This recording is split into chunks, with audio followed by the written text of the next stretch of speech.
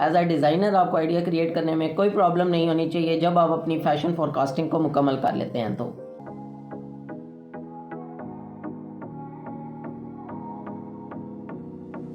अस्सलाम वालेकुम। After analysing the market and current fashion trends, अब आपने अपनी टारगेट मार्केट और रिसर्च को कंप्लीट कर लिया है। अब क्रिएटिव प्रोसेस की बारी है जो कि स्टार्ट होता है थीम से।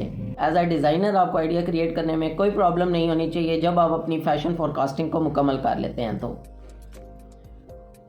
आज हम एक नए मॉड्यूल पे बात करने जा रहे हैं। इस में जो मैं बातें आप लोगों को बताऊंगा वो आपके लिए जानना काफ़ी ज़रूरी हैं। ऑल दो इसका प्रैक्टिकल मैं पहले ही कर चुका हूँ, लेकिन वो एक हमारी सेपरेट प्लेलिस्ट थी, उसमें हम एक जो है वो स्टेप बाय स्टेप चीज़ों को लेके चल रहे थे और इन मॉड्यूल्स में भी हम स्टेप बाय स्टेप चीज़ों को लेके चल रहे हैं।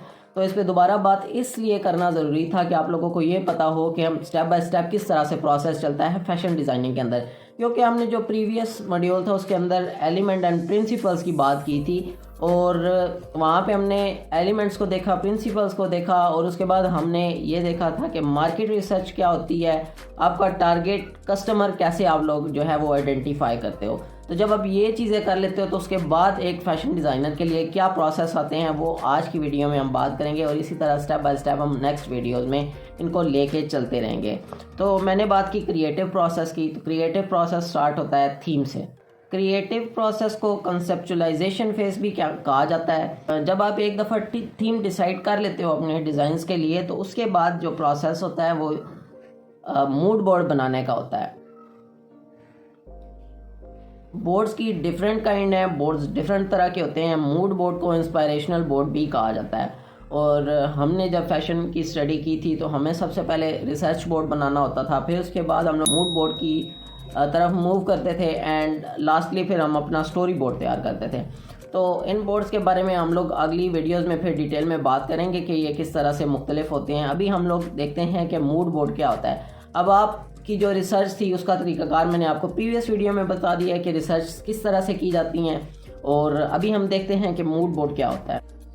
Your design theme can convey an emotion, message, period in history और एनीथिंग जो कि एज अ डिज़ाइनर आपको इंस्पायर कर रही हो। यानी कि आपका जो मूड बोर्ड है वो इमोशनली कोई मैसेज कन्वे करने की कोशिश कर रहा है, या आपके मूड बोर्ड के अंदर कोई भी स्पेसिफिक हिस्ट्री का टाइम दिखाया जा रहा है, या कि आपकी कोई इंस्पायरेशन है वो आपके मूड बोर्ड के थ्रू जो है वो कन्वे हो रही हैं। ये एक मूड बोर्ड होता है।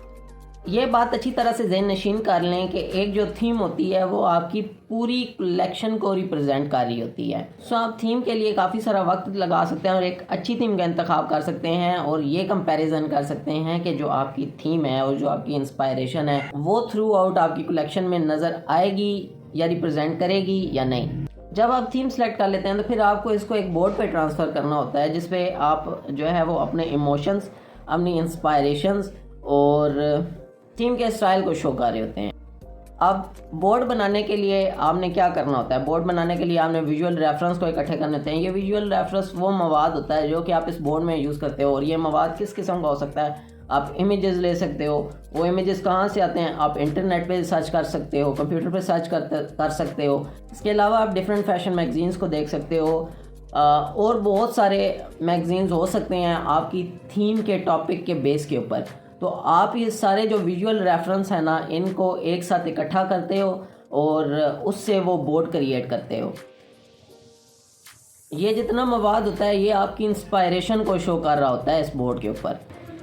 आपका जो मूड बोर्ड होता है ना वो एक समरी होता है आपकी इंस्पायरेशन का और आपकी मदद कर रहा होता है to keep you focused and constant as your line develops. यानी आप जो है ना वो अपनी इंस्पायरेशन जो है उसको मूड बोर्ड, उसका एक मूड बोर्ड बना लेते हो और फिर उसी मूड बोर्ड को देखते हुए उसी पे फोकस्ड रह के अपनी इंस्पायरेशन को देख के अपनी जो है वो स्टोरी बोर्ड की तैयारी करते हो। तो आई होप सो आप लोगों को मूड बोर्ड की डिटेल जो है वो समझ में आई होगी और ये भी पता चला होगा कि मूड बोर्ड जो है वो क्यों ज़रूरी है। थीम बेस्ड काम जो डिज़ाइनर्स करते हैं वो क्या होता है। तो इन्हीं के जो है वो आगे जो प्रोसेस हैं वो हम आने वाली वीडियोस में बात करेंगे, क्योंकि एक वीडियो में इन सब को कवर करना थोड़ा मुश्किल भी होता है, काफ़ी सारी कन्फ्यूजन्स का भी शिकार हो जाते हैं कुछ लोग। तो इस वजह से आज की वीडियो को मैंने सिर्फ़ और सिर्फ मूड बोर्ड तक ही रखा है। नेक्स्ट आने वाली वीडियोज़ में हम इस मॉड्यूल के फर्दर जो टॉपिक्स हैं उन पर बात करेंगे। तो आज के लिए इतना ही। हर बार मेरी आप लोगों से यही रिक्वेस्ट होती है कि आप लोग वीडियो को देख लेते हैं, मैं आप लोगों को नॉलेज प्रोवाइड करता हूँ, और मुझे आप लोग जो है वो बताया करें कमेंट सेशन में कि आपको वीडियो कैसी लगती है। आप लोग वीडियो देख लेते हैं लेकिन लाइक नहीं करते, प्लीज़ वीडियो को लाइक कर दिया करें ताकि मैं आपके लिए जो है वो मज़ीद अच्छा और इन्फॉर्मेटिव कंटेंट लेके आया करूं। अगर आप चैनल पे नए हैं तो चैनल को ज़रूर सब्सक्राइब करें, वीडियो को ज़रूर लाइक कर दीजिएगा। अभी के लिए इतना ही। अपना बहुत सारा ख्याल रखिएगा। अल्लाह हाफिज़।